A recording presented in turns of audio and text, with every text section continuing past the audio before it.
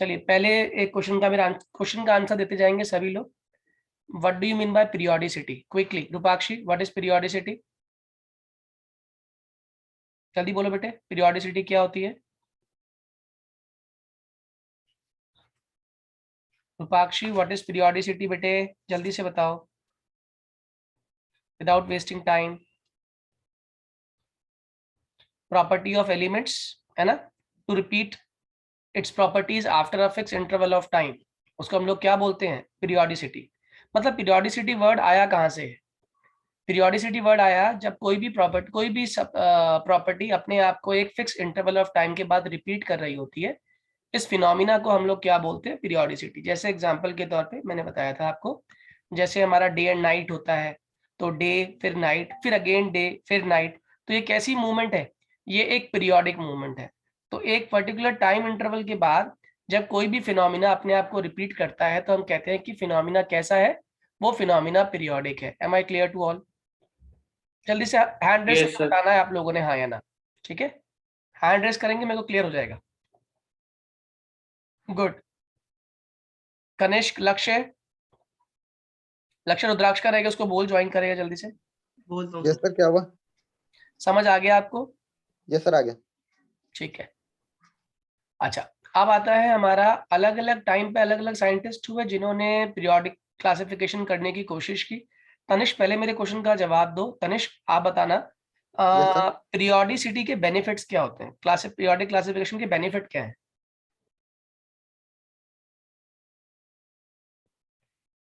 Sir उससे चीजों को समझना सर इजी हो जाता है सर, अलग बहुत अलग बढ़िया। करके। इजी मतलब सिस्टमैटिक, है ना? Yes sir. एक यस सर। तो क्लासिफिकेशन हो गई एलिमेंट्स की, कौन सा एलिमेंट कौन से ग्रुप में जाने वाला है। और दूसरा बेनिफिट क्या हुआ कनिष्क इसके?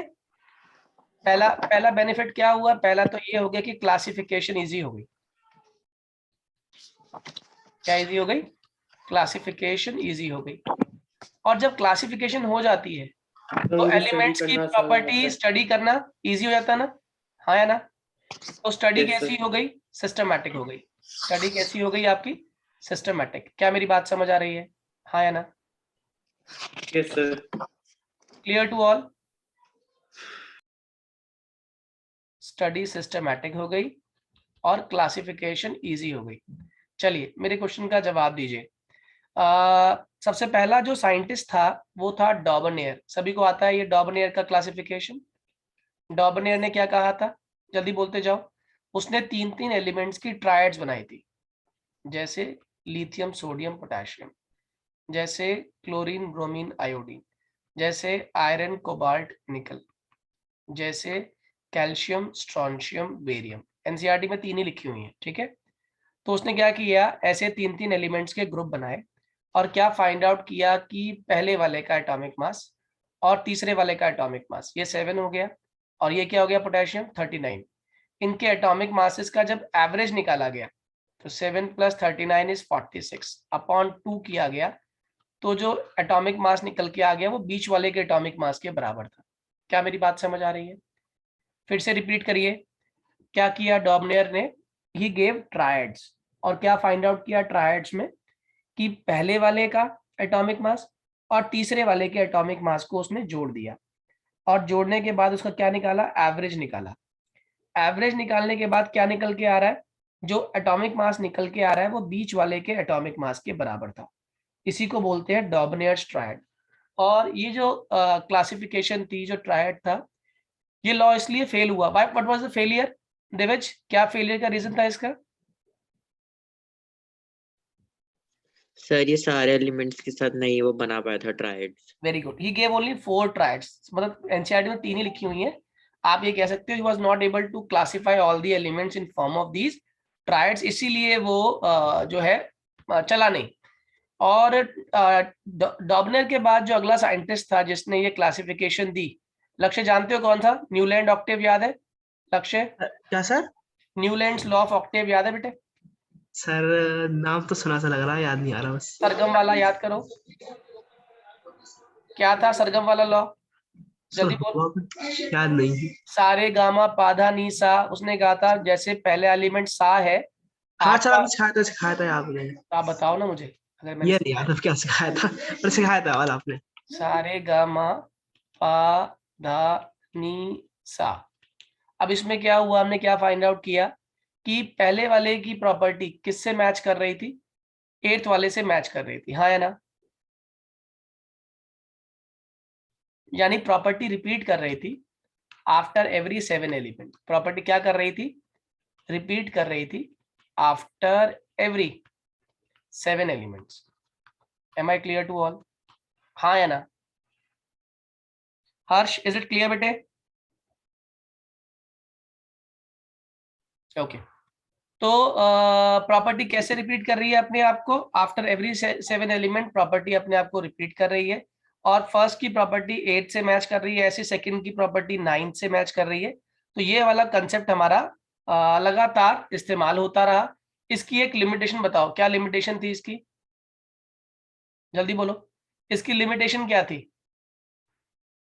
और सर सर ये कैल्शियम सिर्फ तक ही कर कार्बन रहा तक था। अप्लाई हो रहा था, उसके आगे नहीं हो रहा था। Very good, it was applicable till calcium, applicable till calcium. कनिष्ठ समझ आया ये?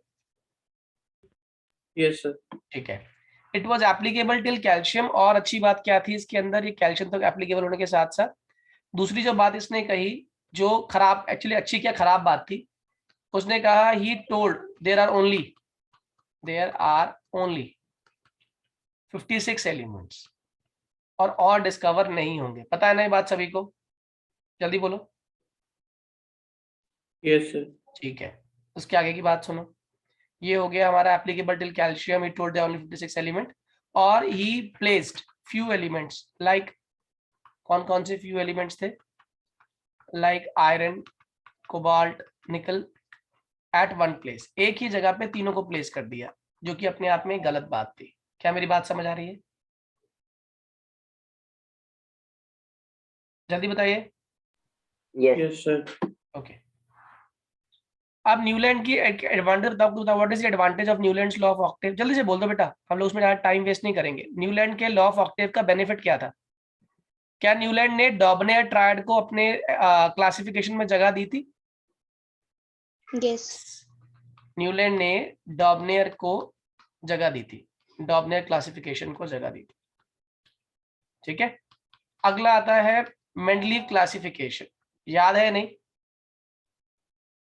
जल्दी बोलो, व्हाट वाज मेंडलीव्स क्लासिफिकेशन? अश्विना बताओ जरा, what was Mendeleev's classification?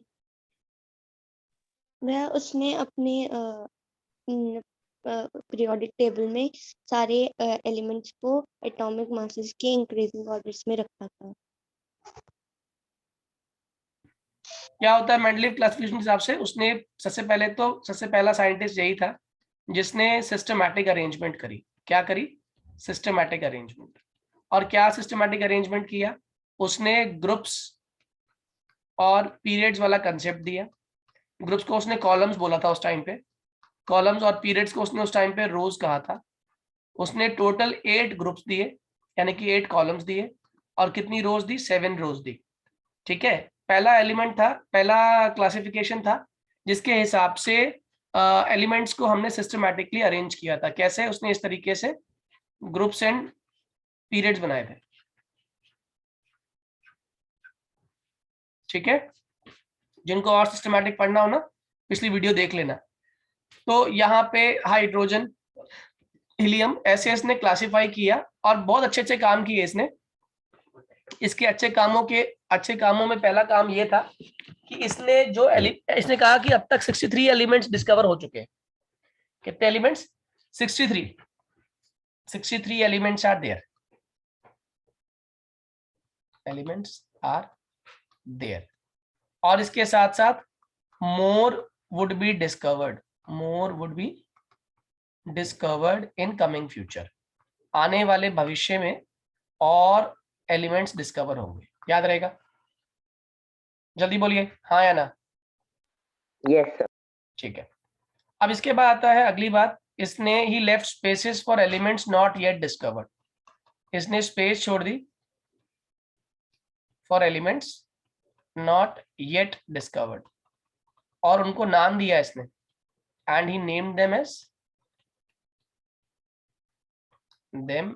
As एका, सिलिकॉन, ए का बोरॉन, ए का एल्यूमिनियम, याद है? व्हाट इज ए का मीन्स? ए का मीन्स पेरेंट। इसका मतलब जब भी कोई भी एलिमेंट इनकी जगह पे रखा जाएगा, यानी कि ए का सिलिकॉन की जगह पे जो एलिमेंट रखा जाएगा उसकी प्रॉपर्टी किससे मैच करेगी? सिलिकॉन से मैच करेगी। ए का बोरॉन की जगह पे जो एलिमेंट रखा जाएगा तो उसकी प्रॉपर्टी किससे मैच करेगी? बोरॉन से मैच करेगी। ए का एल्यूमिनियम की जगह पे जो एलिमेंट रखा जाएगा उसकी प्रॉपर्टी किससे मैच करेगी? एल्यूमिनियम से मैच करेगी। क्या मेरी बात समझ आ रही है? इसको याद करने का तरीका मैंने आपको सिखाया था, BSc। क्या कहा मैंने? BSc एल्गोरिदम, BSc की एल्गोरिदम, ठीक है? या BSc मतलब एका बोरॉन जो है, बोरॉन जो है इसके अंदर कौन सा एलिमेंट रखा गया इसकी जगह पे? स्कैंडियम रखा गया, ठीक है? एका एल्यूमिनियम की जगह पे क्या रखा गया? Ga मतलब गैलियम, क्या रखा गया? गैलियम। और एका सिलिकॉन की जगह पे क्या रखा गया? जर्मेनियम। याद रहेगा? एलिमेंट्स के नाम याद हुए आप लोगों को? एका बोरॉन कौन है? जल्दी बोलो। BSc मतलब स्कैंडियम। एका एल्यूमिनियम तो गैलियम, याद रहेगा? ईएम लास्ट में लग रहा, गैलियम, एल्यूमिनियम, गैलियम। और ए का silicon germanium. Clear to all? जल्दी बोलो। Yes. Yes sir. ओके,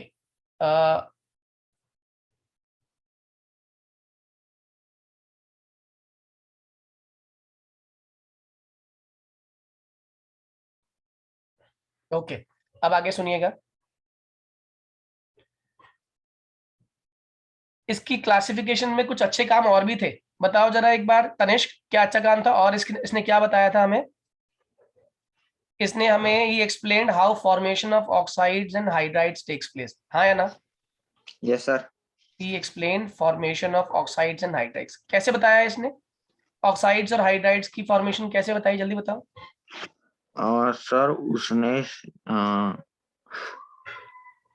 चलो मैं हेल्प कर देता हूँ। तनिष्क आजकल पढ़ाई नहीं हो रही है बिल्कुल भी। हाँ यस इन्फॉर्म करूंगा मैं शाम को। मेटल है, ऑक्सीजन है। अगर मेटल फर्स्ट ग्रुप का है तो इसकी वैलेंसी +1 है। अगर मेटल सेकंड ग्रुप का है तो वैलेंसी +2 है। अगर मेटल थर्ड ग्रुप का है तो वैलेंसी 13 का है तो वैलेंसी कितनी है? +3।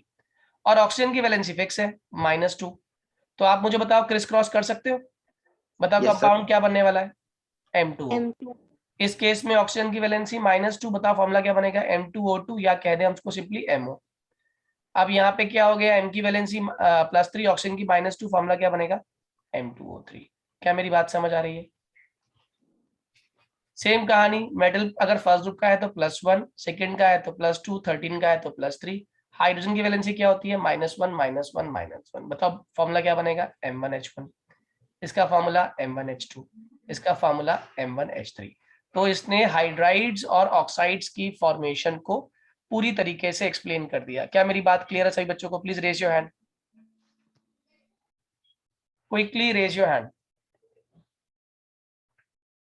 ठीक है, एक क्वेश्चन लिख के दिखाओ।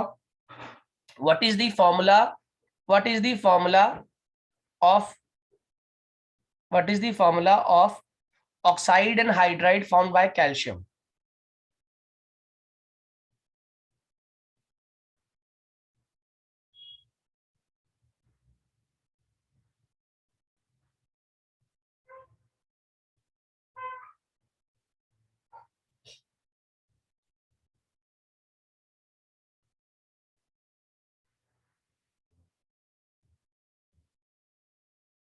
जल्दी बोलिए। सर एक बार क्वेश्चन रिपीट करना। What is the formula of oxides and hydride found by calcium and aluminium? Okay 1 minute दिया करने के लिए मैंने आप लोगों को।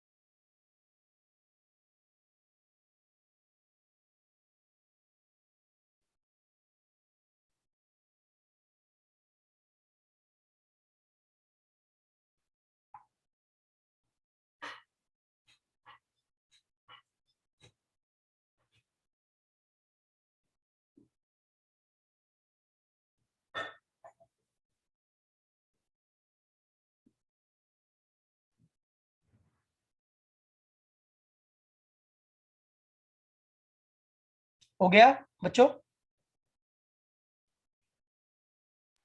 Yes sir. बताइए क्या बनाया फॉर्मूला क्विकली।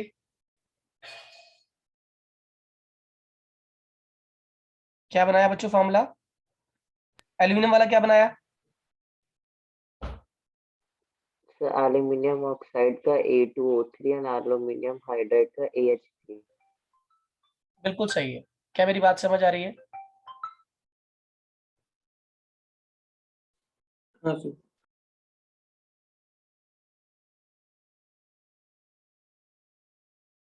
एल्यूमिनियम के साथ फॉर्मूला क्या बना रहा है हमारा? Al2O3। और एल्यूमिनियम के साथ हाइड्राइड क्या बना रहा है? वो AlH3, राइट। और जब वो बना रहा है, क्वेश्चन हमारा क्या, कैल्शियम की, तो कैल्शियम का फॉर्मूला क्या बन रहा है? CaO, calcium oxide. और कैल्शियम विद हाइड्रोजन क्या फॉर्मूला बना रहा है? CaH2। हाँ या ना? क्विकली। यस सर बना। ठीक है, यस सर। अब आगे की बात सुनिएगा। इसके बाद मेंडलीव ने कई काम बहुत खराब भी किए। जैसे पहला, ये एक्सप्लेन नहीं कर पाया था position of isotopes. What is isotope? जल्दी बोलो। आइसोटोप्स क्या होते हैं? लक्ष्य क्या होते हैं पोजीशन ऑफ आइसोटोप के? मतलब क्या है इसका? पोजीशन ऑफ आइसोटोप से क्या समझते हो बेटे? आइसोटोप्स क्या होते हैं जिनका एटॉमिक नंबर क्या होता है? Same, atomic number same but atomic mass different होता है। हाँ या ना? तो किसी ने कहा कि जब आपका बेसिस क्लासिफिकेशन का एटॉमिक मास है, यानी कि आप कहते हो कि जब एलिमेंट्स को हम इंक्रीजिंग एटॉमिक मास के हिसाब से अरेंज करते हैं तो हमारी क्लासिफिकेशन होती है। तो जब आप ये देखते हैं आइसोटोप्स की ओर देखते हैं हम, तो आइसोटोप से क्या डिफरेंट है आपको दिखाई दे रहा है? आइसोटोप्स के डिफरेंट है, ये डिफरेंट है, ये डिफरेंट है, ये डिफरेंट है। ये क्या होते हैं? Atomic mass. तो अगर एटॉमिक मास डिफरेंट है तो इन 3 हाइड्रोजन को 3 अलग अलग जगह मिलनी चाहिए। हाँ या ना? जल्दी बोलो, हाँ या ना? Yes sir. अगर 3 अलग अलग जगह मिलेगी तो ऑब्वियस सी बात है, हम हमारे पीरियोडिक टेबल में, हमारे क्लासिफिकेशन में 3 जगह तो हाइड्रोजन ले जाएंगे। लेकिन क्या ऐसा होता है क्या? क्या आपने पीरियोडिक टेबल में 3 जगह देखा हाइड्रोजन को? हाँ या ना? नहीं देखा। बच्चों जरा 1 मिनट देना। हाँ जी बच्चों। तो पहला पहला ड्रॉबैक समझ आया आपको? पहला ड्रॉबैक क्या है इसका, इसकी लिमिटेशन में? इसने कहा कि भाई आइसोटोप्स को जगह तो अलग अलग मिलनी चाहिए, लेकिन आइसोटोप्स को जगह अलग आप दे नहीं सकते। क्यों नहीं दे सकते बताओ? एक ही एलिमेंट को आप कितनी जगह दोगे? क्या मेरी बात समझ आ रही है? Yes sir. ये पहली इसकी ड्रॉबैक थी। दूसरी ड्रॉबैक ये थी कि ये क्लासिफाई नहीं कर पाया, ये पोजिशनिंग नहीं कर पाया प्रॉपरली। 2 एलिमेंट्स को उसने गलत प्लेस किया हुआ था। कोबाल्ट का एटॉमिक मास 58.9, निकल का एटॉमिक मास 58.7। किसी ने कहा सर आप तो कह रहे थे कि आपका जो क्लासिफिकेशन का बेसिस है वो एटॉमिक मास है, इंक्रीजिंग एटॉमिक मास है, लेकिन आपके तो एटॉमिक मास के अंदर आपका कोबाल्ट का एटॉमिक मास ज्यादा है और निकल का एटॉमिक मास कम है, ऐसा कैसे कर सकते हो आप? उसने कहा देखो बात तो तुम ठीक कह रहे हो, लेकिन मैं ना चाहते हुए भी, मतलब I can not change their position, I can not swap their position, क्योंकि अगर मैं ऐसा करता हूं तो मेरी सारी क्लासिफिकेशन गड़बड़ हो जाती है। उसने कहा अच्छा ऐसा है, तो फिर आप बताओ, तो ये जो तो आपकी लिमिटेशन हो गई, क्योंकि आपके हिसाब से तो इंक्रीजिंग एटॉमिक मास के हिसाब से निकल को पहले रखना चाहिए था और कोबाल्ट को बाद में। तो वो ये एक्सप्लेन नहीं कर पाया कि कोबाल्ट पहले और निकल बाद में क्यों रखा उसने। और उसकी limitation, he was not able to explain the position of hydrogen, जो आज तक भी कोई एक्सप्लेन नहीं कर पाया। ठीक है, ये इसकी मेजर 3 लिमिटेशन से याद रखेंगे। इसके बाद आता है हमारा मॉडर्न पीरियोडिक लॉ। विनायक क्या था modern periodic law? Vinayak what is modern periodic law? जल्दी बताइए। अभी तक जितनी क्लासिफिकेशन थी ना उसका बेसिस क्या था? सर मैं ऑडिबल हूँ? Yes you are Audible.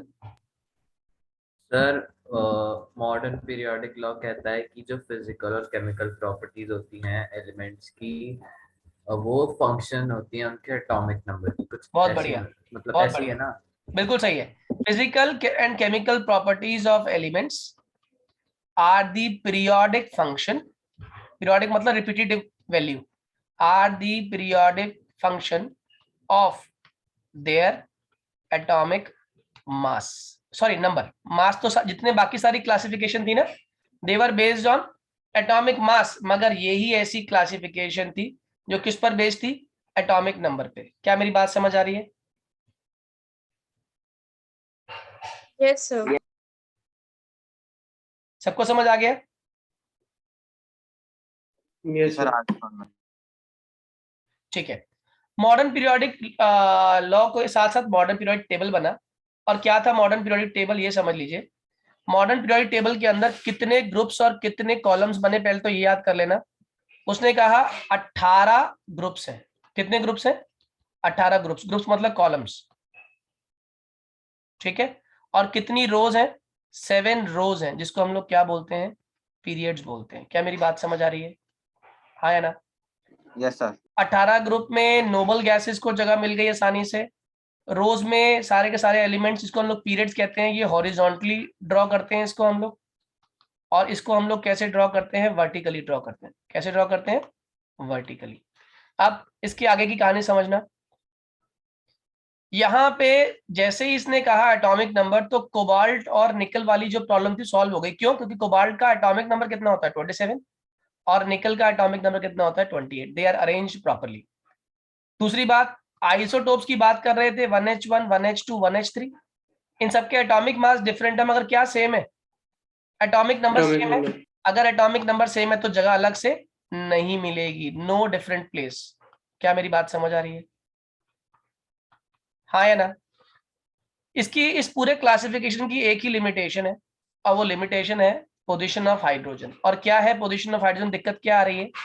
Hydrogen के पास एक ही इलेक्ट्रॉन है। Hydrogen has how many electrons? 1 electron. It can lose this 1 electron और इट कैन गेन 1 इलेक्ट्रॉन। अगर ये इलेक्ट्रॉन लूज करेगा तो इसकी वैलेंसी क्या हो जाएगी? +1। अगर ये गेन करेगा तो वैलेंसी क्या हो जाएगी? -1। अगर ये गेन करता है, +1 करता है, तो ये किसकी तरह बिहेव करेगा? Alkali metal. कौन सा ग्रुप? ग्रुप 1 की तरह बिहेव करेगा, ग्रुप फर्स्ट की तरह। लेकिन अगर ये गेन कर लेता है -1, इसका मतलब ये किसकी तरह बिहेव कर रहा है? नॉन मेटल्स की तरह। कौन सा ग्रुप? हेलोजेंस। कौन सा ग्रुप है ये? ग्रुप 17। तो है एलिमेंट एक ही, लेकिन प्रॉपर्टी शो कर रहा है 2 ग्रुप्स की। तो क्या ये पॉसिबल है कि इसे कहाँ प्लेस किया जाए? बस यही इसकी सबसे बड़ी ड्रॉबैक बन गई कि ना तो ये ग्रुप 1 में रखा जा सकता है, ना ये ग्रुप 17 में रखा जाता है। इसीलिए इसको पीरियोडिक टेबल में ग्रुप 1 के थोड़ा सा ऊपर करके हम प्लेस कर देते हैं कि ये ना तो ग्रुप 1 का पार्ट है और ना ही ये ग्रुप 17 का पार्ट है। क्या मेरी बात समझ आ गई आप लोगों को? जल्दी बताइए। Yes sir. सबको समझ आ गया? Mahi, Yes, sir. Harsh, clear है बेटे? Rupaksh, yes sir. Vinayak, Tanishk, sir समझ में आ गई। Yes sir. Very good. अब इसके बाद आता है हमारा इसकी प्रॉपर्टीज, केमिकल प्रॉपर्टीज में पहली चीज हम उस दिन पढ़ रहे थे, जिसमें पहला टर्म आता है एटॉमिक रेडियाई। ठीक है, इसके ट्रेंड्स आते हैं आपके एग्जाम में और जरूर पक्के तरीके से आते हैं। जब मैं एटॉमिक रेडियस की बात करता हूं ना, तो एक बात ध्यान रखना, एटॉमिक रेडियस दूरी है। क्या है एटॉमिक रेडियस? दूरी। किसकी दूरी? न्यूक्लियस से सबसे बाहर जो इलेक्ट्रॉन मौजूद है उसकी दूरी। क्या बोला मैंने? जल्दी से बोलो। न्यूक्लियस से सबसे बाहर जो इलेक्ट्रॉन मौजूद है उसकी दूरी क्या कहलाती है? हमारी एटॉमिक रेडियाई। क्या मेरी बात समझ आ रही है? जल्दी बोलो।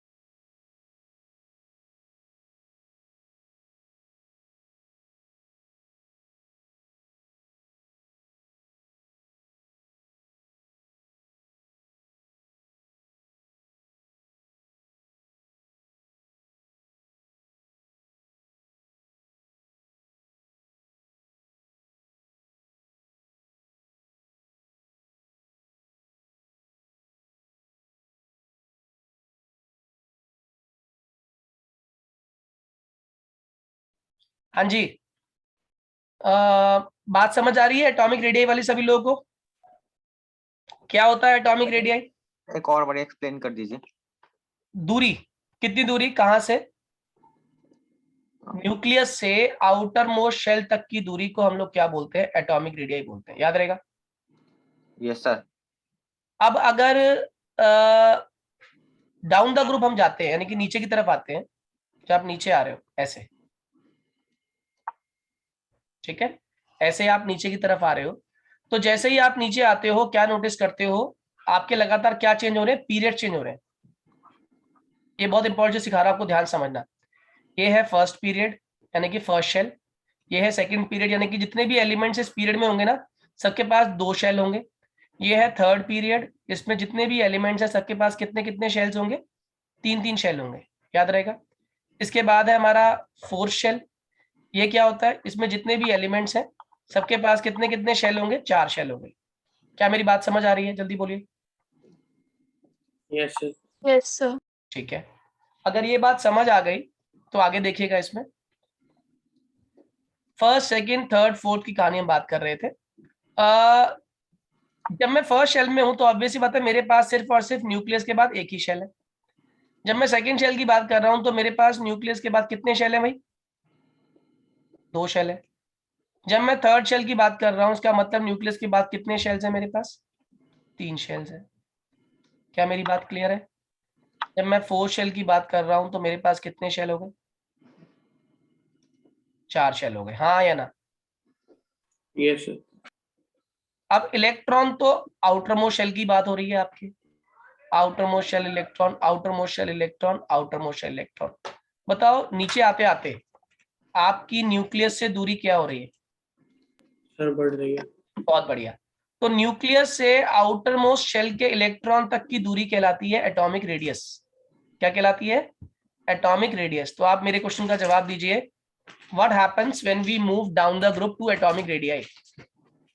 Atomic radii sir increases. Why it increases, answer बोलो, क्यों क्यों बढ़ रहा है ये atomic So the radius. distance between the outermost electron Sir, because the increases. number of shells are increasing. Very good, पहला पॉइंट तो ये है, पहली चीज तो ये है कि नंबर ऑफ शेल्स बढ़ रहे हैं, and as number of shells are increasing the distance between the nucleus to the outer most shell is regularly increasing.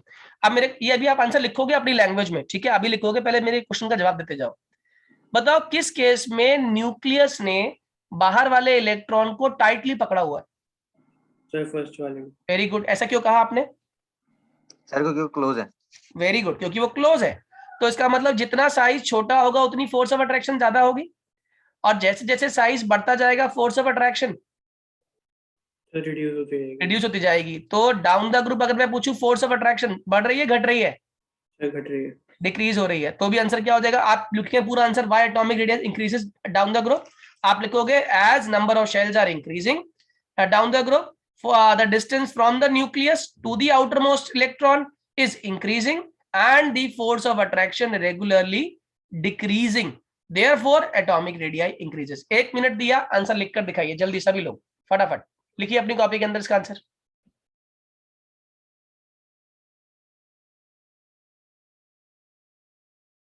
जल्दी बोलिए, डन बच्चों, ओके। Yes sir. अब जैसे अलोंग द पीरियड होता है ना, डाउन द ग्रुप होता है, इसको बोलते हैं फ्रॉम टॉप टू बॉटम। ऐसे एक और कंसेप्ट होता है that is along the period. Along the period मतलब moving from left to right, along the period. अब एक बात बताओ, अगर मैं फर्स्ट पीरियड में हूं तो ऑब्वियस सी बात है जितने भी एलिमेंट्स हैं उन सब पे कितने शेल्स हैं, 1 शेल है। अगर मैं सेकंड पीरियड हूं तो जितने भी एलिमेंट्स हैं उन सबके पास कितने कितने शेल्स हैं, 2 shells. वेरी गुड, ये बात क्लियर है सभी को। अगर मैं थर्ड पीरियड में हूं तो मेरे पास कितने शेल्स हैं, 3 शेल्स। याद रहेगा सभी को। अब मेरे क्वेश्चन का जवाब देना, जैसे ये हाइड्रोजन है, ये हीलियम है, यहाँ पे लिथियम है, ये बेरिलियम है, ये बोरॉन है, ये कार्बन है, ये नाइट्रोजन है। इसका एटॉमिक नंबर 1, इसका मतलब इस शेल में एक ही इलेक्ट्रॉन आएगा। इसका एटॉमिक नंबर 2 यानी कि इस शेल में कितने इलेक्ट्रॉन्स आएंगे, 2 इलेक्ट्रॉन आएंगे। आपको ये याद है KLMN वाली बात, KLMN, के शेल में कितने इलेक्ट्रॉन्स आते हैं, 2, L में 8, M में 18, N में 32। तो हम जनरली क्या करते हैं, इसको ऐसे याद कर लेते हैं कि फर्स्ट पीरियड में 2 आते हैं पहले वाले शेल के अंदर, सेकंड वाले शेल में हमारे कितने इलेक्ट्रॉन्स आ सकते हैं, मतलब सेकंड पीरियड में 8 एलिमेंट आते हैं, थर्ड पीरियड में भी 8 एलिमेंट आते हैं, फोर्थ पीरियड में 18 एलिमेंट आते हैं, ऐसे ही फिफ्थ पीरियड में भी 18, जरूरत नहीं पड़ेगी फोर्थ फिफ्थ की, हमारी कहानी यहीं पे खत्म हो जाएगी। अब जैसे इसका एटॉमिक नंबर 3 है, तो बताओ कॉन्फ़िगरेशन क्या हुई इसकी, 2 1, यानी पहले शेल में 2, अगले वाले शेल में 1। बेरिलियम का एटॉमिक नंबर 4 है, तो बताओ कॉन्फ़िगरेशन क्या बनी, 2 2। बोरॉन बन गया 5, तो बताओ कॉन्फ़िगरेशन क्या बनी, 2 3। कार्बन हो गया 6, तो बताओ कॉन्फ़िगरेशन क्या हो गई, 2 4। नाइट्रोजन हो गया 7, बताओ कॉन्फ़िगरेशन क्या हो गई, 2 5। अब मेरे क्वेश्चन का जवाब दो, लगातार क्या बढ़ रहा है, एटॉमिक नंबर बढ़ रहे हैं, वैलेंस इलेक्ट्रॉन्स बढ़ रहे हैं, वेरी गुड, ये हुई कोई बात, वैलेंस इलेक्ट्रॉन बढ़ रहे हैं, एटॉमिक नंबर बढ़ रहे हैं, और एटॉमिक नंबर बराबर किसके होता है, atomic number is equal to what, number of electrons और नंबर ऑफ प्रोटॉन्स। बताओ number of Yes, protons sir. कहाँ मौजूद है, न्यूक्लियस में, Nucleus. और इलेक्ट्रॉन्स कहाँ मौजूद है, शेल में। Shell. तो हमें क्या दिखाई दे रहा है, हमें तो इलेक्ट्रॉन्स दिखाई दे रहे हैं शेल में, इसका मतलब at the very same time nucleus में क्या बढ़ रहे हैं लगातार, प्रोटॉन। अच्छा, और दूसरी बात, ऑब्वियस सी बात है, ये 2 शेल लेके बैठा हुआ है, ये भी 2 शेल लेके बैठा हुआ, ये भी 2 शेल लेके बैठा हुआ, ये भी 2 शेल लेके बैठा है, ये भी 2 शेल लेके बैठा है। इसका मतलब न्यूक्लियस से इनकी दूरी कोई बड़ी तो है नहीं, है ना।